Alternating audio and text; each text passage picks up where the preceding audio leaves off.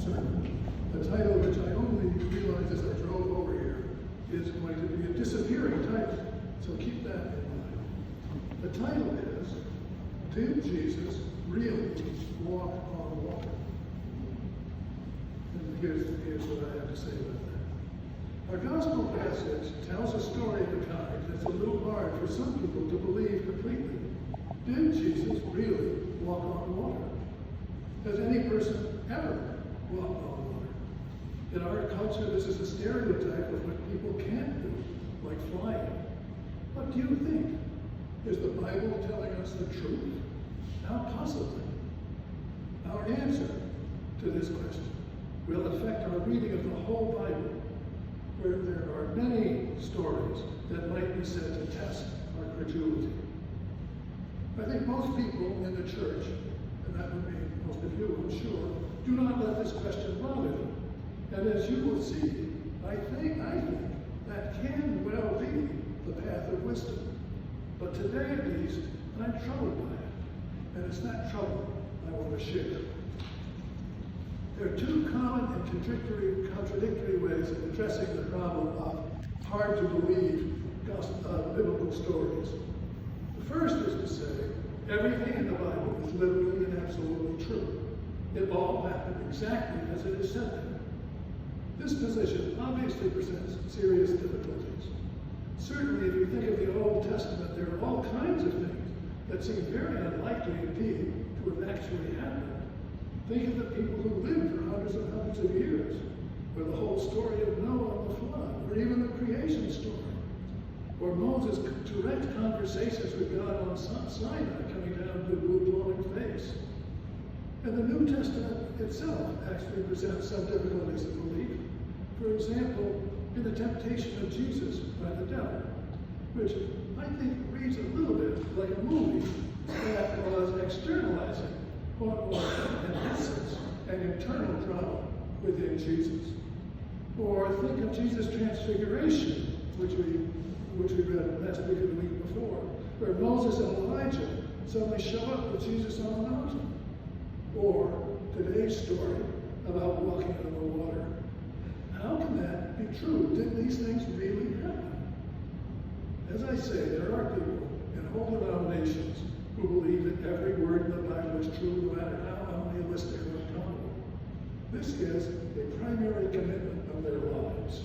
Sometimes they may admit that they can't make sense of everything themselves, but then they're likely to say that this is just the result of our human limitations. But how could the Bible, composed and preserved over centuries, possibly be perfect in the way these people believe it is? One standard explanation is to say that the Holy Spirit has been constantly at work over the centuries to ensure that only the right things were included in the sacred text, and that they've been preserved by the Spirit's guidance, protecting against mistakes by copyists, damage by water or fire. But for me at least, this is hard to accept. I think biblical perfection is actually a difficult position for anyone to maintain, unless, this then it works, unless you are a member of a community of people, all of whom share this belief. If you do, people who do take this position sincerely, and that may well include some of you, should of course be completely respected by those who differ. The other main way of dismissing the problem of biblical truth, adopted by some philosophers and some scientists, is to deny it, saying that religion as a general matter is simply not true in any sense of the term. My scientist here, this is important. I have a scientist here, I don't mean all the people who have given their lives to science, which lots of you have done, but those who are committed to a universalizing ideology. I know this is not quite fair, so apologies to the scientists who are here. To these people, to the quote scientists, religion makes no sense at all. None. Certainly not of the kind the scientist seeks. Their view is that everything that deserves the name of truth is scientific. That is, it's rational, it's tested, and provable to any rational person. Religion is based on entirely different premises. The scientist might say that the unreal world that religion creates, that the unreal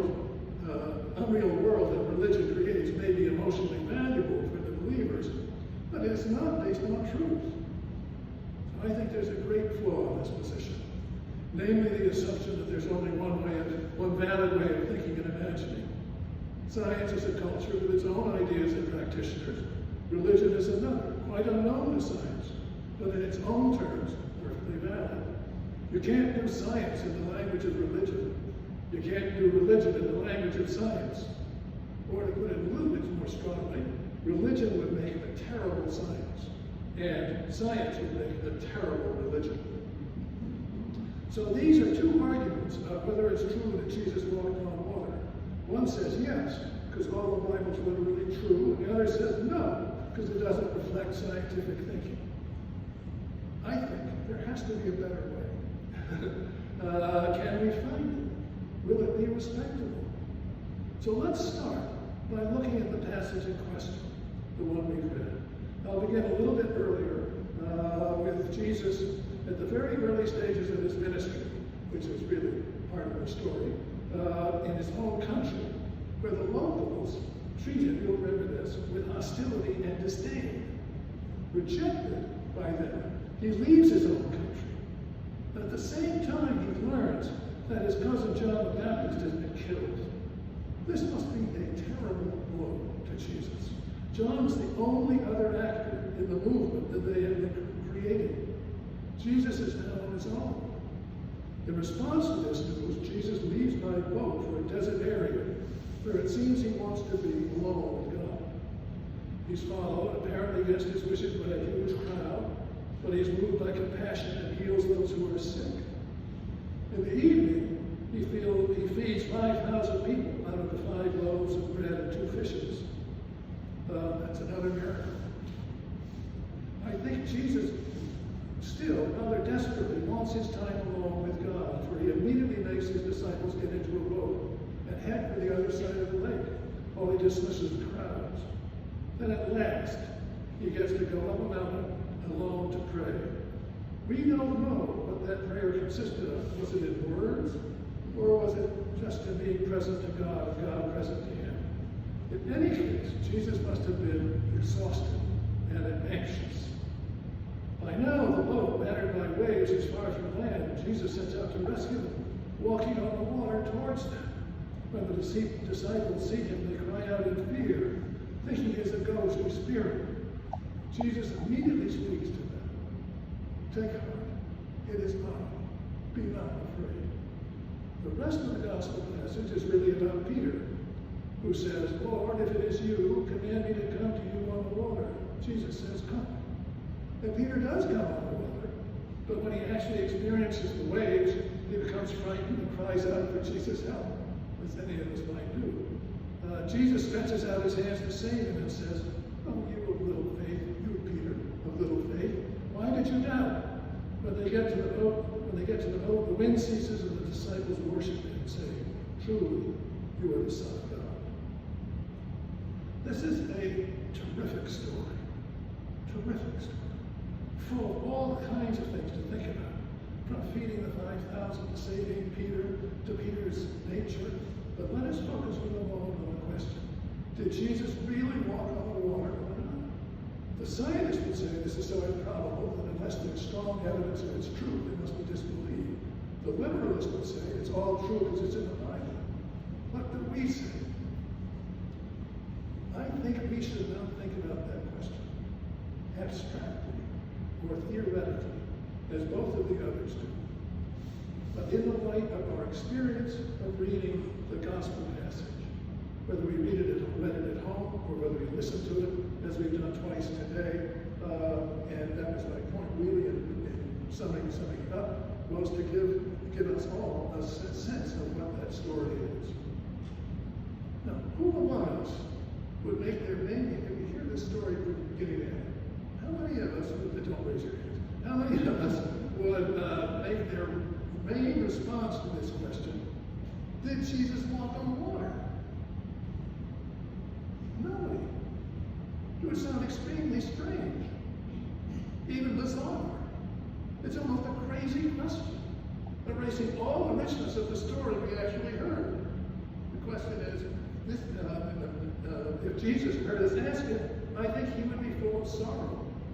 Is this what my story means to you? You're going to ask a question about whether I walk on water? In fact, you may may have thought I was a little bit crazy when I started the sermon with this question, but now I think we can come to a better place.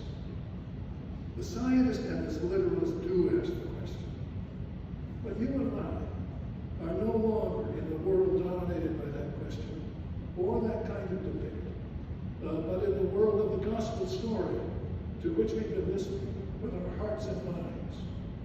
In that context, the question about walking on water is simply not a real one, even though it was in my title. That's what I mean by disappearing title. In fact, as we think and talk about what the story means to us, we erase the question which occupies the scientist and the literalist, and is the subject of their war. That question is not real for us. It just isn't real for us. And we need to pay it no attention. For we're not interested in their war. We're interested in the experience we just had. When the gospel was read and when it was summarized.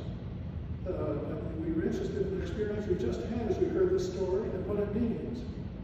This is not just a story which is true or not true, but a beautiful story that gives us a wonderful sense of who Jesus is, who the disciples are, who Peter is, who the people are. It's a sacred drama with its own reality and its own truth.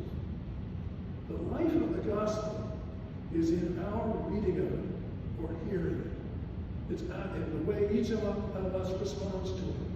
The gospel lives in our minds and hearts.